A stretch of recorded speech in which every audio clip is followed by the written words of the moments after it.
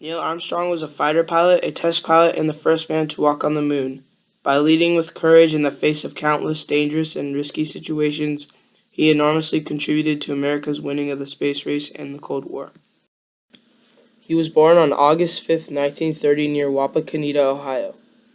His interest in flying was sparked as a little boy when his father took him to air races. In 1947, 2 years after World War II ended, Armstrong entered Purdue University where he majored in aeronautical engineering. That same year marked the beginning of the Cold War, the period of 44 years in which the US and the USSR each tried to prove to each other and to the world that their economic system was better than the others. This involved trying to outdo each other in many areas of technology, including the nuclear arms race. In 1949, the midst of the Cold War, Neil Armstrong left Purdue for 3 years in the Navy. While in the Navy, Armstrong received 2 years of pilot training, then left to fight in the Korean War. While in Korea, he was stationed on an aircraft carrier and flew 78 missions in an F-9F2 Panther fighter jet. Armstrong left the Navy in 1952 to return to Purdue, and he finished his degree in 1955. Armstrong soon landed a job as a test pilot at Edwards Air Force Base in California. Being a pilot testing experimental aircraft is risky business, and Armstrong had several close brushes with disaster. His willingness to take on this life-threatening challenge, especially after having flown as a fighter pilot in war, was a testament to his tremendous courage and bravery. In his career, he flew over 200 different types of aircraft, many of them during his time as a test pilot. While Armstrong was working as a research pilot, an important Cold War event occurred: Sputnik. On October 4, 1957, the Russians beat the U.S. in launching a rocket that carried the first satellite into Earth's orbit. Americans were scared. They saw this as a sign of Russia's dominance. Newspaper headlines expressed the overall feeling of the U.S. 2 nights later, CBS ran the following program.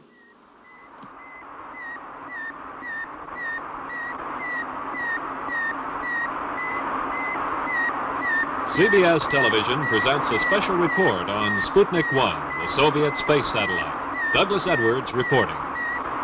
Until 2 days ago, that sound had never been heard on this earth. Suddenly, it has become as much a part of 20th century life as the whir of your vacuum cleaner. It's a report from man's farthest frontier, the radio signal transmitted by the Soviet Sputnik, the first man-made satellite as it passed over New York earlier today. And they closed the program summarizing the significance of Sputnik. Well, there's very profound concern here, Doug, about world opinion. The dominant conflict of our time, the Cold War, is at present, as everyone knows, in a state of balance between Russia and the West. But now the world knows that it took a far more powerful projectile than America possesses to push that satellite into its orbit in space. In view of that, Russia's threats may be more effective from now on. Probably no one here in the nation's capital would disagree with one thing that Senator Wiley said: we had better get on our toes. The space race was on. The U.S. tried to set out to recover its confidence by sending a man to space. To their crushing defeat, on April 12, 1961, the Russians sent Yuri Gagarin into Earth's orbit. Russia was ecstatic and celebrated Yuri as a national hero with parades and ceremonies. A month later, President Kennedy laid out an ambitious plan that would restore American confidence. Should commit itself to achieving the goal before this decade is out of landing a man on the moon and returning him safely to the earth. No single space project in this period will be more impressive to mankind or more important for the long-range exploration of space. The dangerous challenge of getting a man to the moon was tackled over the following 8 years in 3 phases: Projects Mercury, Gemini, and Apollo. Project Mercury tackled the first task of putting a man into orbit. Project Gemini involved practicing many of the maneuvers necessary on a moon mission. Armstrong participated in 2 of the Gemini flights, Gemini 8 and Gemini 11. Gemini 8 involved docking the capsule with a space station that was in orbit. After the capsule docked, it went to an uncontrollable spin. Armstrong finally was able to separate the capsule from the station and abort the mission. Project Apollo involved sending a man to the moon. Armstrong soon would realize the potential dangers of this mission when the 3 Apollo 1 astronauts died on the launch pad when a fire slipped through their capsule. Armstrong wasn't deterred. The next year, Armstrong himself narrowly escaped death. While testing the lunar landing module, the craft went out of control, crashed, and exploded. Fortunately, he was able to eject and parachute to safety. On July 16, 1969, they were finally ready. Neil Armstrong, Buzz Aldrin, and Michael Collins took an elevator to the capsule, and after the countdown, they lifted off for the moon. 2, 1, 0, all engine running.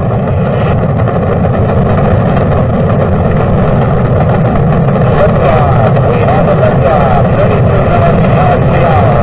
Liftoff on Apollo 11.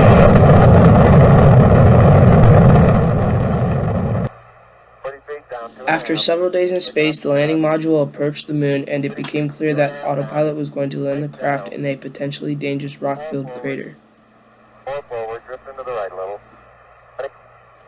Armstrong took manual control and landed on a flat surface without an incident. Tranquility Base here. The Eagle has landed. Roger, Tranquility. We copy you on the ground. You got a bunch of guys about to turn blue. We're breathing again. Thanks a lot. Armstrong was the first to step onto the moon, where he spoke his famous words.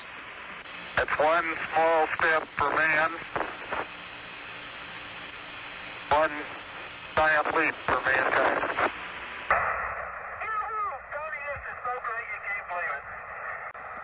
They explored the moon for 2 hours and collected 9 pounds of samples.